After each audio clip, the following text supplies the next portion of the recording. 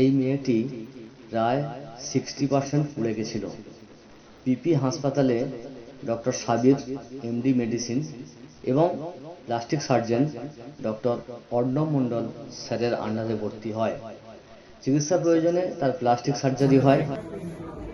নমস্কার, আমাদের সঙ্গে আছে আজকে মবিনা। ডক্টর সাবিরের আন্ডারে ভর্তি হয়েছিল মবিনার একটা খুব খারাপ বার্ন ইনজুরি হয়েছিল, দুটো পা এবং বহুদিন ধরে বার্ন সেভাবে চিকিৎসা করায়নি, সেজন্য কন্ট্রাকচারও হয়ে গেছিল। আমরা ওকে এখানে ভর্তি করে প্রথমে আইসিইউতে ট্রিটমেন্ট করা হয়।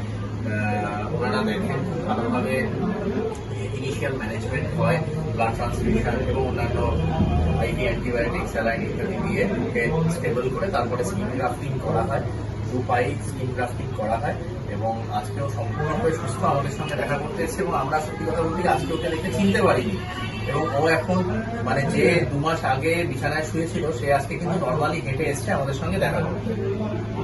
ওকে দেখাও, কি কেমন লাগছে তোমার এখন? অপারেশন করার পরে কেমন, সুস্থ আছো তো? এখন হাঁটা চলা সবই করতে পারছো? পা যেটা বেঁকে ছিল ওটা সোজা হয়ে গেছে। ডক্টর অর্ণব মণ্ডলের সঙ্গে ডক্টর সাবির স্যার পিপির অনার উনি ছিলেন, উনি অনেক সহযোগিতা করেছেন।